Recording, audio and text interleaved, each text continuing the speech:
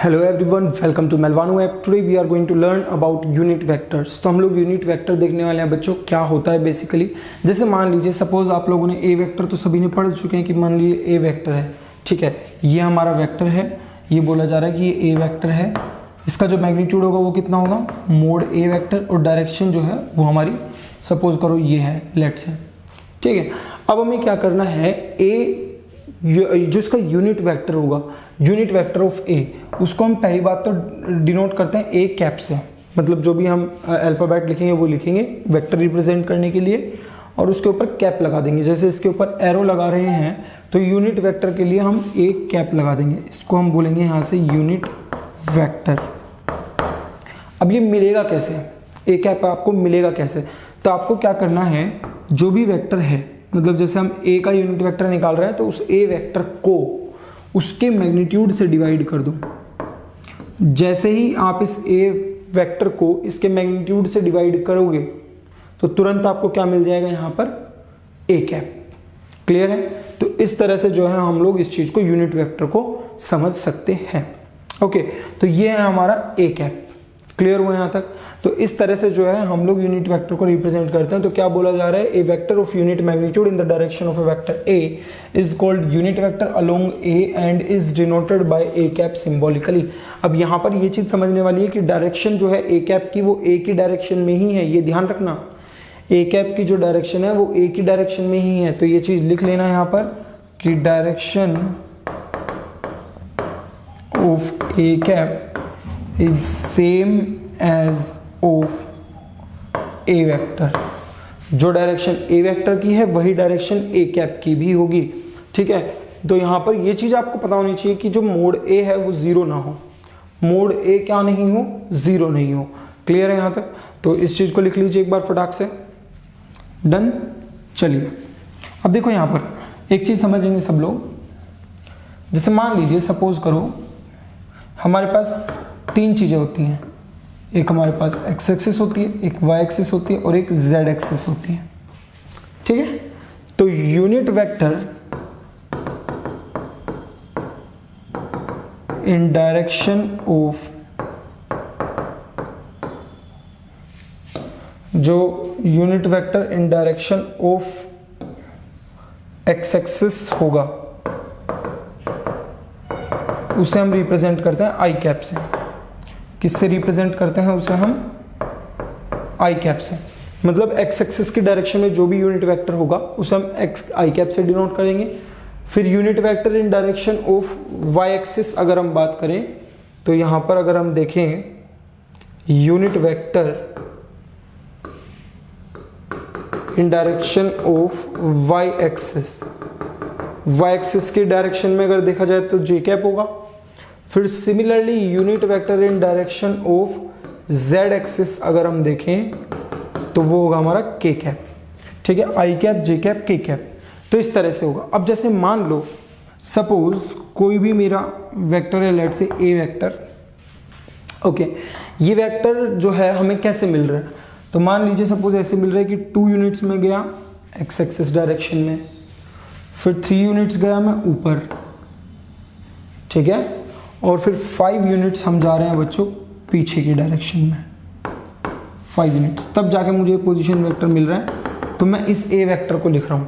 तो जो ए वेक्टर होगा, आप एक्स एक्सिस में कितना डायरेक्शन चल रही है, 2 यूनिट्स, तो 2 तो वो मैग्नीट्यूड, ठीक है, उसकी डायरेक्शन क्या है, आई कैप, आई कैप, प्लस वाई एक्सिस में कितना यूनिट्स चल रहे हो, 3 यूनिट्स, मतलब मैग्नीट्यूड कितना है, 3 यूनिट्स, डायरेक्शन क्या है, जे कैप। जेड एक्सिस में कितना यूनिट्स चल रहे हो, 5 यूनिट्स चल रहे हो, लेकिन चल किधर रहे हो, माइनस के कैप में। अगर आप इधर चलते ना, एक्स एक्सिस पे अगर आप इधर चलते तो आप यहां पर माइनस आई कैप लिखते हैं। 3 यूनिट्स अगर आप नीचे की तरफ जाते तो आप माइनस जे कैप लिखते हैं, लेकिन कहां गए, ऊपर, इसीलिए प्लस जे लिखा। वैसे ही जेड एक्सिस में ये वाली साइड पॉजिटिव होती है, ये बताऊंगा मैं कैसे होती है, ये पॉजिटिव होती है, और अंदर वाली क्या होगी, नेगेटिव होगी। तो 5 यूनिट्स किधर जा रहे हैं, अंदर की तरफ, तो इसलिए यहाँ पर माइनस के कैप आएगा, तो उसके लिए मैंने माइनस यहाँ लगा दिया। तो इस तरीके से जो है हम लोग ए वेक्टर को रिप्रेजेंट करते हैं, ठीक है। अब मेरे से कोई पूछ ले कि इस ए वेक्टर की डायरेक्शन में, इस डायरेक्शन में यूनिट वेक्टर क्या होगा, तो यूनिट वेक्टर हम क्या लिखेंगे, 2i cap plus 3j cap minus 5k cap upon mode of a vector, ये होगा। ठीक, क्लियर है यहाँ तक? यहाँ तक कोई डाउट नहीं होना चाहिए। तो इस चीज को लिख लो, उसके बाद में मॉड्यूलस ऑफ ए डिस्कस करता हूँ कि ए का जो मोड है वो आप कैसे निकालते हो। लिख लीजिए फटाफट जल्दी से। Done done. चलिए अब यहां पर एक चीज समझो, चलो ये हुआ।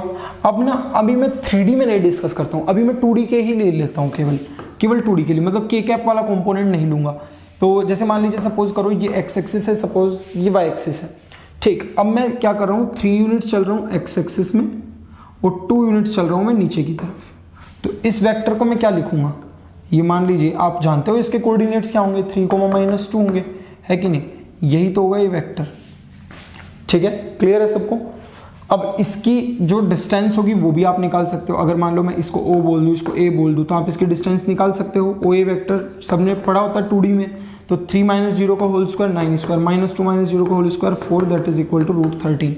अब मैं दिखाता हूँ कि इस वेक्टर को हम कैसे रिप्रेजेंट करते हैं।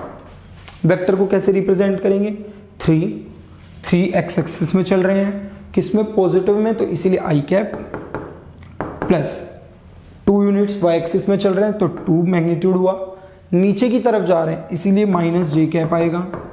फिर यहां से हम ए वेक्टर क्या लिख सकते हैं, 3i cap minus 2j cap, 3i cap minus 2j cap, ये तो वो हमारा वेक्टर ए, ये हम लोग 3D में भी देख चुके हैं। अब मॉड्यूलस अगर मेरे को निकालना है इसके मैग्नीट्यूड का स्क्वायर, तो मैग्नीट्यूड अगर इसका निकालना है तो आप मैग्नीट्यूड ये हमें पता है √13 आएगा। ठीक है, तो मैग्नीट्यूड जब भी आपको निकालना हो बच्चों तो आप क्या करना, √ ये आई कैप के कोफिशिएंट का स्क्वायर प्लस जे कैप का कोफिशिएंट कितना है, -2, इसका स्क्वायर, तो ये बन जाएगा आपके पास √13। क्लियर है? तो आप यहां पर एक फॉर्मूला लिख सकते हो, फॉर्मूला मैं बता देता हूं आपको, इसको नोट कर लीजिए। डन। चलिए तो एक फॉर्मूला यहां पर नोट कर लेंगे सब लोग मैग्नीट्यूड के लिए, कि अगर मान लीजिए आपके पास ए वेक्टर है हमारा xi cap plus yj cap plus zk cap, suppose करो ये हमारे पास वेक्टर है। तो अगर इसका हमें मॉड्यूलस निकालना है तो हम क्या करेंगे, √i कैप का कोफिशिएंट का स्क्वायर प्लस j कैप के कोफिशिएंट का स्क्वायर प्लस k कैप के कोफिशिएंट का स्क्वायर, ये होता है हमारा मोड ए। अगर हम बात करें ए कैप की, और ए कैप की डायरेक्शन जो होगी वो ध्यान रहे ए कैप की डायरेक्शन वही होगी जो इस ए वेक्टर की डायरेक्शन है, तो डायरेक्शन तो चेंज नहीं होगी। ठीक है, हाँ मैग्नीट्यूड जरूर चेंज होगा, तो वो क्या हो जाएगा यहाँ पर ए वेक्टर अपॉन मोड ए वेक्टर, ये बन जाएगा। तो ए वेक्टर की जगह हम ये रख देंगे, that is xi cap plus yj cap plus zk cap upon √x square plus y square plus z square, ये बन जाएगा। तो यहाँ से जो ए कैप होगा उसको हम क्या लिख सकते हैं, x upon √x square plus y square plus z square i cap plus y upon √x square plus y square plus z square j cap plus z upon √x square plus y square plus z square k cap, ये बन गया। तो बच्चों ये तो जो है ये है हमारा क्या, आई कैप। अब मैं आप लोगों को ये दिखाना चाह रहा हूं कि अगर आप इसका मॉड्यूलस अब निकालें, अगर आप इसके मॉड्यूलस को कैलकुलेट करें तो वो 1 आएगा। तो इसीलिए यहां पर लिख लीजिए आप कि मॉड्यूलस ऑफ यूनिट वेक्टर जो होगा वो कितना होगा, 1 होगा। यही होता है कि जिस वेक्टर का मैग्नीट्यूड 1 हो उसे हम बोलते हैं यूनिट वेक्टर। तो क्या लिखा है, a vector of unit magnitude in the direction of vector a, मतलब ए कैप की जो डायरेक्शन होगी वही डायरेक्शन ए वेक्टर की भी होगी। तो समझ में आया कि किस तरीके से हम लोग यहाँ पर मॉड्यूलस कैलकुलेट करते हैं। आई कैप, जे कैप, के कैप क्या होते हैं, वो यूनिट वेक्टर्स होते हैं एक्स वाई जेड डायरेक्शन में। -x में बोलोगे तो -i कैप, -y में बोलोगे तो -j कैप, -z में बोलोगे तो -k कैप। क्लियर है? इस तरीके से हम यहाँ पर देख सकते हैं। अब सपोज करो, मान लीजिए, इसको लिख लीजिए फटाफट। जैसे मान लो सपोज मेरे को किसी ने कोई पॉइंट दे दिया, हमने मान लेते हैं यहाँ पर पॉइंट दे दिया मेरे को, लेट से 2, 3, -5। तो इसका मतलब क्या है कि ये वेक्टर हमें कैसे मिलेगा, 2i cap 2 units x direction में, 3 यूनिट्स y डायरेक्शन में और -5, मतलब z यूनिट चल रहा है 5 यूनिट्स चल रहा है -z डायरेक्शन में। इसका मतलब मैग्नीट्यूड उसका 5 है, लेकिन डायरेक्शन क्या है, माइनस के कैप। तो इस तरीके से हम उस वेक्टर को रिप्रेजेंट कर सकते हैं। ठीक है, तो ये हुआ हमारे यूनिट वेक्टर के बारे में और वेक्टर्स की रिप्रेजेंटेशन के बारे में। नेक्स्ट हम लोग देखते हैं बच्चों, यहाँ पर एक एग्जांपल देख लेते हैं। बोल रहे हैं find A vector in the direction of vector this. इस वेक्टर की डायरेक्शन में एक हमें वेक्टर बताना है विच हैज मैग्नीट्यूड 8 यूनिट्स, जिसका मैग्नीट्यूड 8 यूनिट्स हो। तो इस तरह के क्वेश्चन कैसे करते हैं, सबसे पहले तो ये समझ लो। इस वेक्टर की डायरेक्शन में चाहिए तो आप क्या करो, इस वेक्टर का यूनिट वेक्टर निकाल लो, मतलब एक यूनिट वेक्टर निकालेंगे हम इस वेक्टर की डायरेक्शन में। तो वो निकालने के लिए हम क्या करेंगे, सबसे पहले अगर मेरे को यूनिट वेक्टर चाहिए, अभी उस 8 को थोड़ी देर के लिए रख लो साइड में। अगर इस वेक्टर का आपको यूनिट वेक्टर चाहिए तो आप क्या करोगे, इस वेक्टर को इसके मैग्नीट्यूड से डिवाइड करोगे। तो पहले इसका मैग्नीट्यूड निकाल लेते हैं। तो मोड ए, अगर मैं इस वेक्टर को ए वेक्टर बोल देता हूँ 5i cap minus J cap plus 2k cap, तो इसका मॉडुलस क्या होगा, √5 square plus -1 square plus 2 square is equals to क्या बनेगा, √5 स्क्वायर इज 25 प्लस 1 प्लस 4। तो ओवरऑल ये बन जाएगा हमारे पास √30। तो मैग्नीट्यूड जो आ रहा है इसका, वो आ रहा है हमारे पास √30। क्लियर है यहाँ तक कोई दिक्कत नहीं होनी चाहिए। नेक्स्ट क्या करेंगे, अगर हम मोड ए मिल गया तो ए कैप चाहिए। ए कैप के लिए हम क्या करेंगे, ए वेक्टर अपॉन मोड ए। तो ए वेक्टर क्या है हमारा, 5i माइनस जे प्लस 2k अपॉन मोड ए हो जाएगा √30। तो बच्चों ये तो आ गया हमारे पास यूनिट वेक्टर, या यूनिट वेक्टर बोल दो, चलो यूनिट वेक्टर लिख लेते हैं अभी। Unit vector in direction of a vector. इसका मतलब हम इसको ऐसे भी बोल सकते हैं कि vector of magnitude 1 in direction of a vector. अब देखो, अगर आपको ये मैग्नीट्यूड 1 मैग्नीट्यूड का अगर ये यूनिट अगर आपको वेक्टर मिल रहा है इस डायरेक्शन में, तो मैग्नीट्यूड कितना है इसका 1, हमें कितना चाहिए 8। तो मैं क्या करूंगा, इस पूरे को 8 से मल्टीप्लाई कर दूंगा। 5 का चाहिए होता तो 5 से मल्टीप्लाई करते, 10 का चाहिए होता तो 10 से मल्टीप्लाई करते, 15 का चाहिए होता तो 15 से मल्टीप्लाई करते। ठीक है, तो वही यहाँ पर बोल रहे हैं आपको क्या करना है कि 8 ए कैप बेसिकली निकालने को बोला जा रहा है। तो इसको हम 8 से मल्टीप्लाई कर देंगे, तो 8 5 = 40, 8 इंटू -1 -8, 8 इंटू 2 = 16 और डिवाइड बाय √30। तो इस तरीके से जो है बच्चों ये फाइनल आंसर हमारा हो जाएगा। अगर आपको कभी भी बोलते हैं कि इस वेक्टर की डायरेक्शन में इतने मैग्नीट्यूड का एक वेक्टर बताइए, तो पहले आपको क्या करना है कि जो वेक्टर आपको गिवन है उस वेक्टर का आप यूनिट वेक्टर निकाल लो।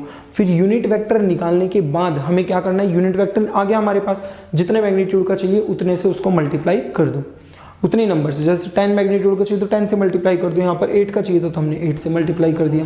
क्लियर है, तो ये हुआ हमारा यूनिट वेक्टर के बारे में। अब हम देखते हैं जीरो वेक्टर या नल वेक्टर क्या होता है। तो जीरो वेक्टर क्या होता है हमारे पास, a vector of zero magnitude it means which has the same initial and terminal point is called zero vector.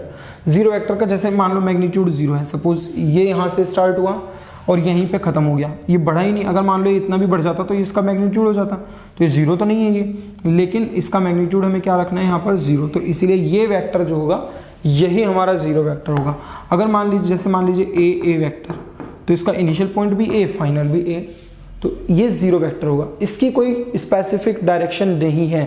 आप देख सकते हो कि इसकी कोई डायरेक्शन है, ए से स्टार्ट हो गया। अब मान लो मैं यहाँ खड़ा हूँ, मेरे को बोला जा रहा है कि यहीं से शुरू हो यहीं पे खत्म हो जाओ, तो मैं यहीं पे खड़ा हूँ, मेरी कोई भी डायरेक्शन नहीं है, कोई मेरी स्पेसिफाइड डायरेक्शन नहीं है, कुछ भी आप बोल सकते हो। ठीक है, फिर उसके बाद मेरा मैग्नीट्यूड कितना हुआ 0, क्योंकि मैं ना तो आगे बढ़ा, ना इधर गया, ना इधर गया, ना इधर ना इधर, ना पीछे, कहीं नहीं गया, मैं यहीं की यहीं हूँ, है ना। तो इस तरह के वेक्टर्स को जो वहीं के वहीं रहे, इनिशियल पॉइंट और फाइनल पॉइंट जिनका सेम रहे, उसे हम बोलते हैं जीरो वेक्टर। जैसे कि यहाँ पर क्या बोला जा रहा है, बोल रहे हैं which has the same initial and terminal point is called zero vector, it is denoted by zero vector. मतलब उसको हम जीरो और इससे रिप्रेजेंट करते हैं, जीरो या ओ बोलो, ओके। फिर क्या बोल रहे हैं, it can have any arbitrary direction and any line as its line of support. अब कोई भी, जैसे मान लो सपोज ये लाइन है, तो आप इस पे ये इनिशियल पॉइंट लिया, यही फाइनल पॉइंट लिया, तो मान लो ये है, इसकी भी इस देखो ये कितनी लाइन्स ऑफ सपोर्ट हो सकती है इसकी, है कि नहीं। तो ये सभी पे तो लाई कर रहा है ये पॉइंट, तो आप इनमें से कोई भी लाइन उठा के बोल दो कि इस पे एक इनिशियल और फाइनल पॉइंट हमने चूज कर लिया, तो इसका मतलब इसकी कोई भी लाइन ऑफ सपोर्ट कोई भी हो सकती है, जिसकी डायरेक्शन कुछ भी हो सकती है, क्योंकि इसकी कोई डायरेक्शन स्पेसिफाइड नहीं है। क्लियर है? तो इस तरीके से जो है हम लोग यहाँ पर जीरो वेक्टर और यूनिट वेक्टर्स को देख सकते हैं। Okay, so this is all about unit vector. इसमें हमने देख लिया बच्चों कि किस तरीके से हम लोग जो है मैग्नीट्यूड कैलकुलेट करते हैं, किस तरीके से हम यूनिट वेक्टर कैलकुलेट करते हैं। ओके, नेक्स्ट जो हमारे होंगे कोलिनियर वेक्टर और कोप्लानर वेक्टर, इस तरह से आने वाले हैं different vectors. Okay, so I hope you did follow this lecture. See you in the next one. Thank you.